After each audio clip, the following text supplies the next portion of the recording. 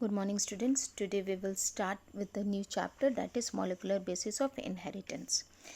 Uh, as you have already learnt in your 11th standard that nucleic acid are polymers of nucleotide, and you have already learnt the structure of nucleotide also and the way these monomer units are linked to form nucleic acid polymers.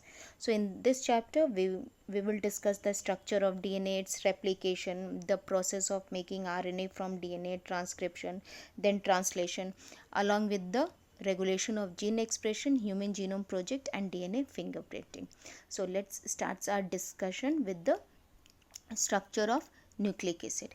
Now, a genetic material is a substance which not only controls the inheritance of traits from one generation to the next, but it is also be able to express its effect through the formation and functioning of the traits. So nucleic acid are the macromolecules present in all living cell. Frederick Mischer has found some substance in the nucleus of the pus cell of barn owl which is responsible for heredity, and he named these substances as nucleic. Then in 1884, Hertwig proposed that nuclein was responsible for transmission of hereditary traits. Altman in 1889 renamed nuclein as nucleic acid because of its acidic properties. He also discovered the existence of two types of nucleic acid. So there are two types of nucleic acid, that is deoxyribonucleic acid DNA and ribonucleic acid, that is RNA. Now nucleic acid are the polymers consisting of long chain of monomers which are called nucleotide. And a nucleotide has three components, that is a sugar, a base, and a phosphate group, where DNA is a polymer of deoxyribonucleotide and RNA is a polymer of ribonucleotide. Now, nucleoside is a compound formed by combination of pentose sugar and nitrogenous base. A nitrogenous base is attached to the C1 of pentose sugar by N-glycosidic linkage.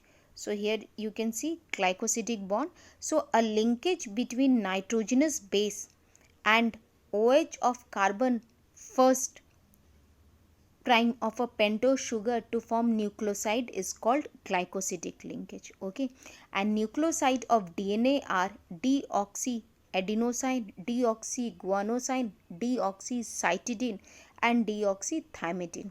Similarly, nucleoside of RNA are adenosine, guanosine, cytidine, and uridine.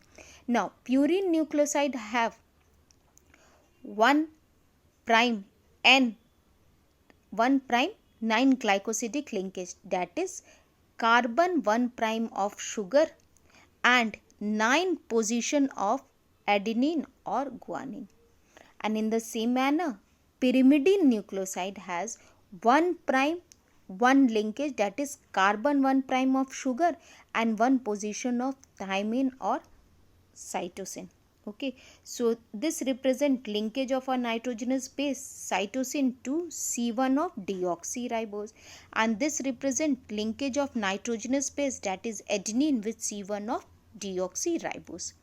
Now nucleotide are composed of nitrogenous base, pentose sugar, and phosphate. Okay, nitrogenous base are found in nucleotide and these are aromatic heterocyclic nitrogen containing compounds. So there are two type of nitrogenous base, one is purine and the other is pyrimidine. Now pyrimidine is a 6-membered single ring structure with N at 1 and 3 position. Okay, and purine is a double ring structure with N at position 1, 3, 7 and 9. Now the derivatives of purine are adenine and guanine, which is found in both DNA and RNA. Okay, whereas the derivatives of pyrimidine are thymine, cytosine and uracil. Now cytosine is common in both DNA and RNA.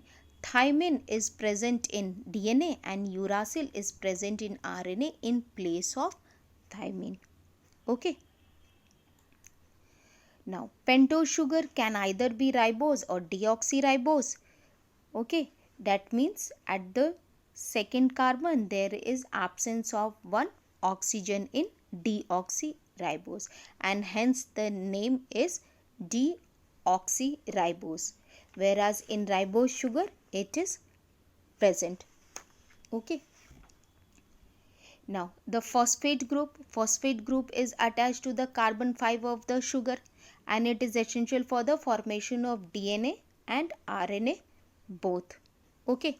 Now this phosphate group is attached to the carbon 5 of the sugar, and this phosphodiester bond links successive nucleotide in nucleic acid. Okay. Now in each chain, the phosphate component carried by carbon atom at position 5 of the sugar, there you can see this is sugar, position 5 of the sugar in one nucleotide unit is joined by phosphodiester bond to the hydroxyl component of the carbon atom at position 3 of the sugar in the next nucleotide unit. So this is a phosphodiester bond. Okay, means adjacent nucleotide are connected together to form a long polymer chain. Okay, and when a phosphate group is linked to the 5' OH of nucleoside through phosphoester linkage, a corresponding nucleotide is formed, and two nucleotides are linked through 3', 5' phosphodiester linkage to form a dinucleotide. Okay, and this is very, very important. Okay. Now, so we have seen what are the three components of nucleotide. So the three components of nucleotide are pentose sugar, nitrogenous base, and phosphoric acid. Okay, nucleoside is formed by combination of sugar and a base, and a nucleotide is formed by the combination of nucleoside with phosphate group.